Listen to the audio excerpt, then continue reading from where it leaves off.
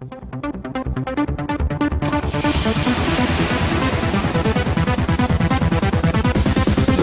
no fate.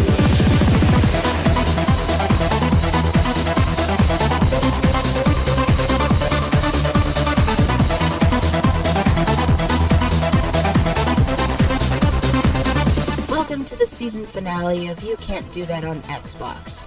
That's right, this is the last episode that I will ever make. For this season, anyway. You can't get rid of me from the internet that easily, I'm afraid. Sorry. Tonight's spotlight is No Fate for Left 4 Dead 1, made by the same author who did Bloody Sunday. In fact, it has quite a bit in common with Bloody Sunday. The only difference is that we actually get health kits this time. Normally I don't comment on the opening picture for a campaign. However, I do want to stop to show off the awesome amount of time that the author took to make this in MS Paint. We start off in this room covered in blood. Then we open the doors only to find we're in some kind of office building. No need looking around in it though, because spoiler alert, there are no throwables. After making your way down a back alley, this happens. You're gonna be okay. You'll be safe there. Wow, somebody's actually talking.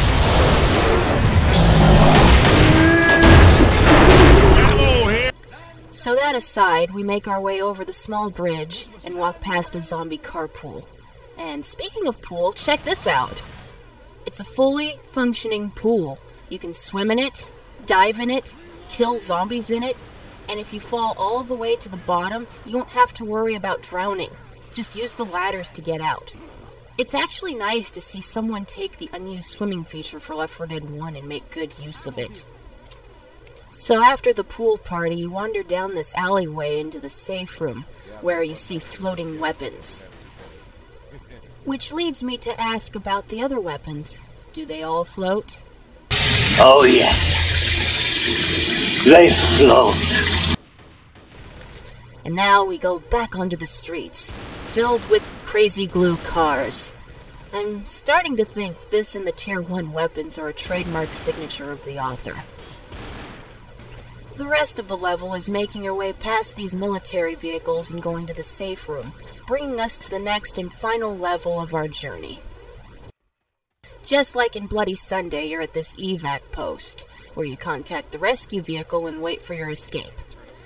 Needless to say, the finale is really boring, and when the rescue vehicle finally arrives, you have to walk a pretty fair distance just to make it. Then when you do, you're taken to the land of black screens, yet another trademark of this author. You know, I have some mixed feelings about this one. The design of the map is excellent. Granted, there are some texture errors, and the cars are static objects, but with some tweaking, this could be a fun co-op map. However, when it comes to everything else, it fails exactly where Bloody Sunday did. There was nothing but Tier 1 weapons the entire time, and no explosives to collect, no Molotovs, or anything like that. There were hardly even any zombies around either, other than the occasional horde that popped up from time to time.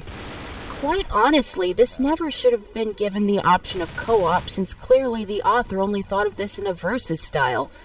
And really, aside from the pool, there are more memorable campaigns out there, even if it is Left 4 Dead 1.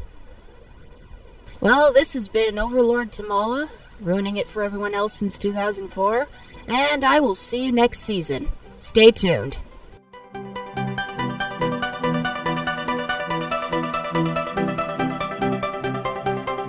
Going back into time, blind through the night. Remember when it just took all over, taking me higher.